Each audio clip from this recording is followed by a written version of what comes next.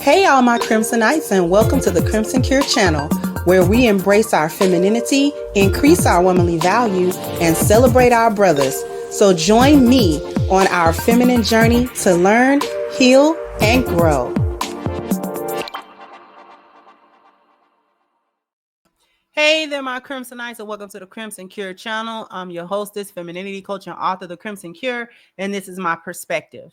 So take a look at this picture. This is a family photo, a broken family photo, where the mother and her children, no father. Now the kids look alike. They might have the same dad because they don't really look like her, but they look like each other. So maybe they have the same father. But whatever the case, he's not in this picture. Wherever he's at, he's not in this picture.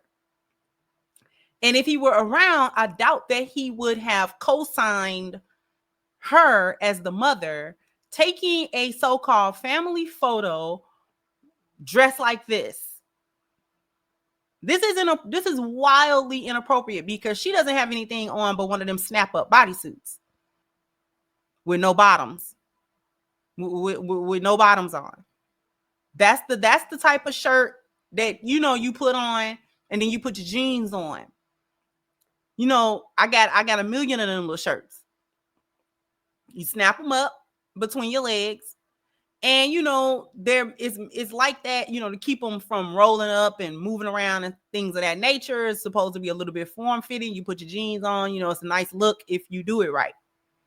But she decided that it was appropriate to take a family photo, not a photo shoot by herself, not a photo shoot with other adults, not a family photo shoot with her these are all school-age children. The oldest one, the tallest one, doesn't seem to be any older than maybe like 12 because she's tall looking, but she got a baby face.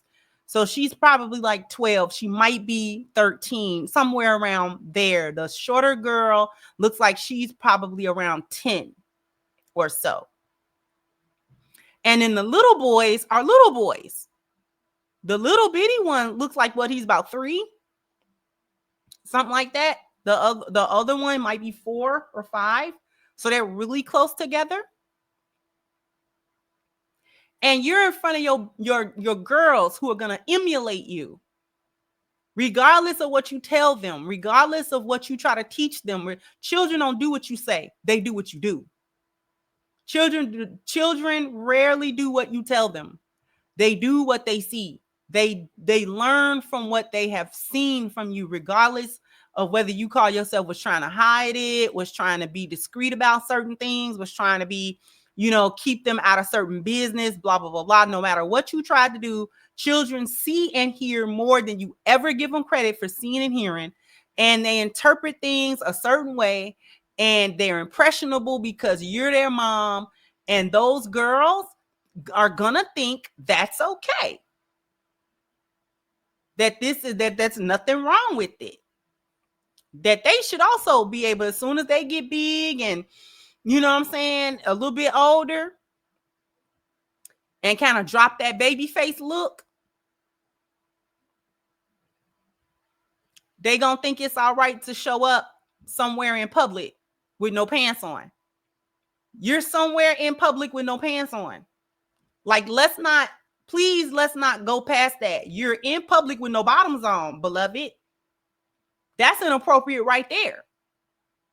How do you walk out of the house with no bottoms on? No skirt, no shorts, no pants, no nothing, no bottoms? Just little stockings, little, little sheers, little pantyhose? For real? You don't even so much as got a little skirt on or nothing. You straight up walked outside with no bottoms. This is what hyenas think is okay. And she'll tell anybody that she's a good mom and that she works and, she take care of her kids and, everybody's happy in it. But she thinks it's okay. She thinks it's appropriate to come outside with not a single stitch of bottoms on. This is You're not dressed. This is what you walking around in as you get dressed and you in and out of the bathroom. You know, kind of did your makeup, you kind of put your clothes on. This is what you in, going back and forth from the bathroom to the bedroom. That's what she got on. You know, you got your house shoes on and you in and out the bathroom. You know what I'm saying? You trying to get this, go in the kitchen to turn that off. That's what you doing. And you came outside like that. You came to a photo studio like that. Took the photo. And not only did you didn't just keep it for your own family, you know, just to look at, you posted it online so that thousands of people could randomly look at your family, you, your children, and you with your butt turned to the side. Always a side or a back shot.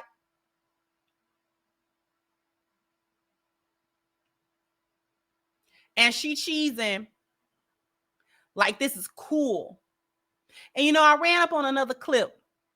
And I don't necessarily listen to Mr. Let Go. But he kind of had a little bit of a point. And I'm gonna let this clip play so you can see it.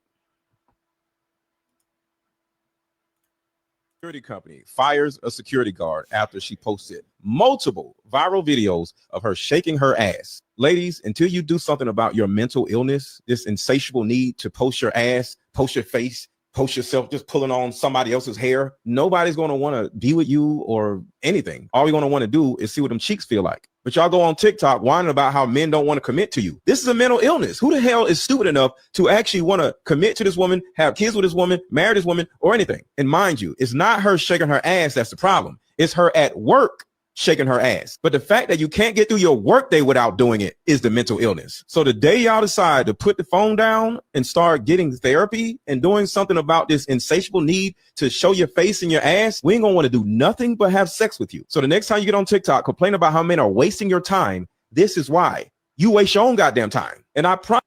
You know what, Mr. Let Go, you might be.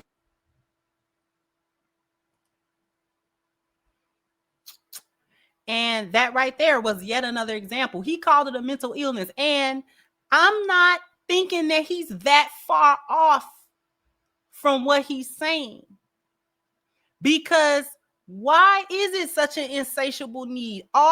Listen, the vast majority of you women post pictures, post videos, shaking, twerking, bouncing, trying to make it clap. Like, you're at work and you don't have nothing else productive to do than that.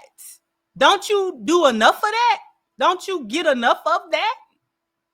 You couldn't do that somewhere else, not on the clock. And jobs is too hard to come by. Jobs is too hard to come by. Money is too tight to mention. Inflation is still up. A recession is still happening. You don't really got time to be losing no job, because finding one is like a literal needle in a haystack. Literally, there are people I know that I have known to always be hard workers and driven and, you know what I'm saying, not lazy, and they can barely find work. It's not really there, qualified or not. At this point, it don't even matter about whatever qualifications you have or don't have. Like, the job market is crap. So you losing your job because you can't stop shaking your behind, that is crazy. Like, that, there is something wrong with that. You can't tell me it's not.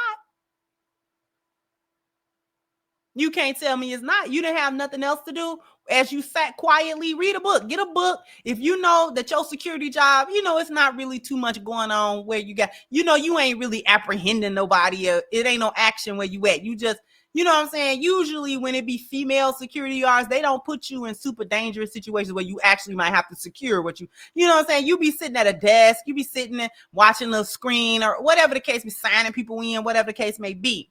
Usually you're, you know, you're sitting at the front desk of a apartment building, or sometimes it be like them little gate houses for gated like buildings and things of that nature. So you may sit there for hours with nothing to necessarily just do. But That's where getting a book, listen to an audio book, find something to put in your brain instead of turning on TikTok or whatever y'all are on. And the first thing you got to do is turn around and shake your butt. And this is why y'all still have not learned that these companies don't care. They will fire you on the spot. As soon as they find a digital footprint that they don't feel like aligns with their company and they don't want you as an employee, especially customer facing, it's a wrap, especially on these kind of low paying, this is not a high up job. This is a job that anybody, they'll give anybody.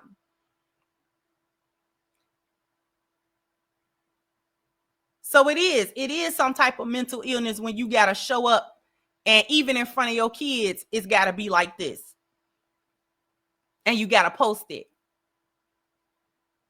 Jump down in the comment section. Let me know what you think. Like, share, subscribe to the channel if you have not. Once again, I'm your hostess, The Crimson Cure, and this was my perspective. Bye-bye, Crimsonites.